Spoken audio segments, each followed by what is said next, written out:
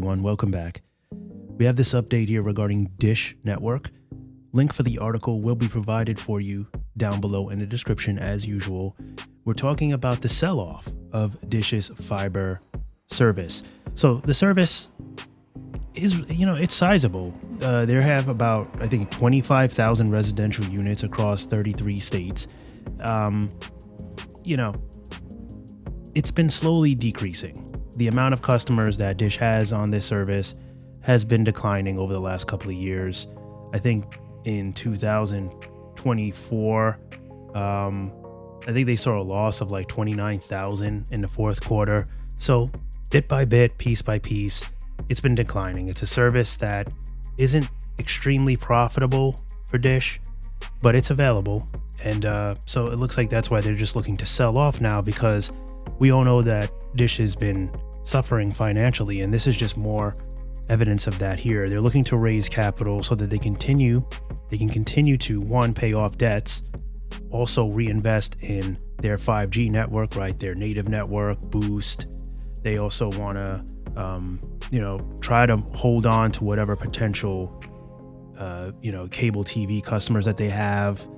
I know that they're looking to focus more on the streaming side of their entertainment business. So like the Sling, services, they want to continue to beef those up and try to entice more customers to come in and, use those services. They've been somewhat profitable for them with the decline of the traditional cable falling down.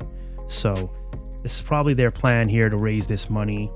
They're being bought out by a company called Mirio Networks. So they're a leading provider of bulk connectivity solutions for multi-family communities. They're saying that they've acquired Dish Fiber Internet LLC. The transaction finalized on April 30th of 2025.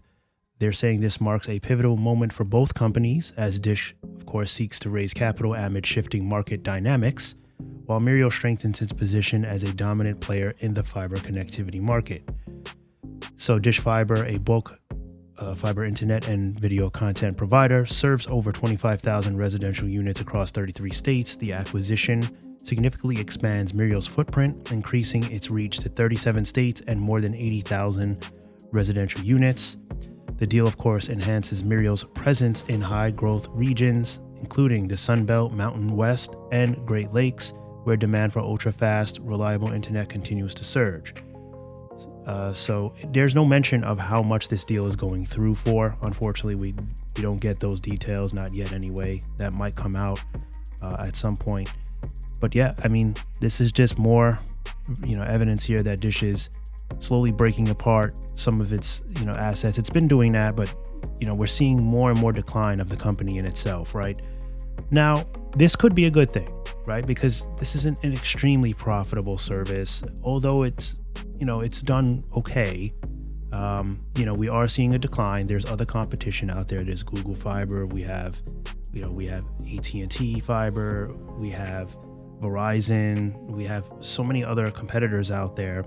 And then now with 5G home internet, a lot of people are kind of shifting to the service.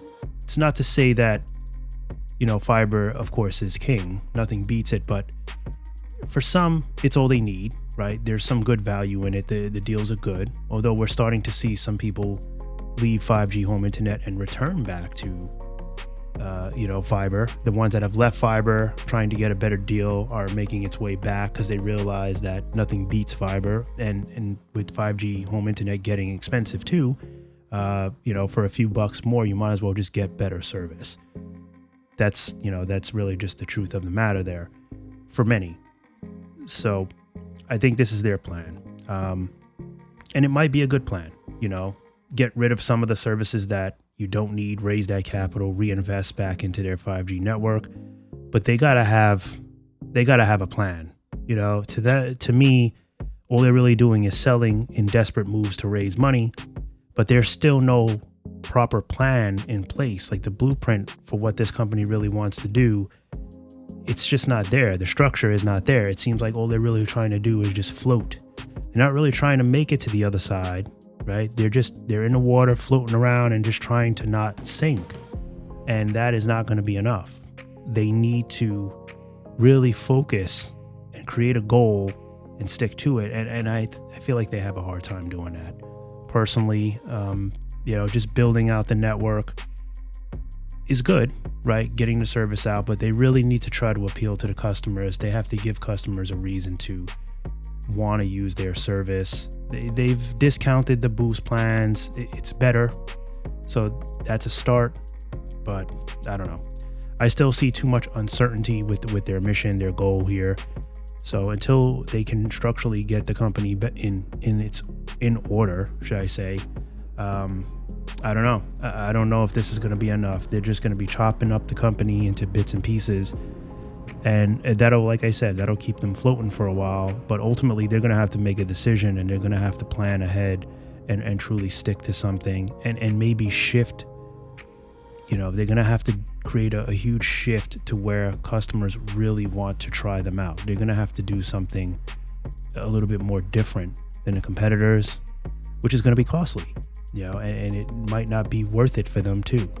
So this is where the risk comes in, and this is where it's up in the air. The future, of course, of Dish is up in the air.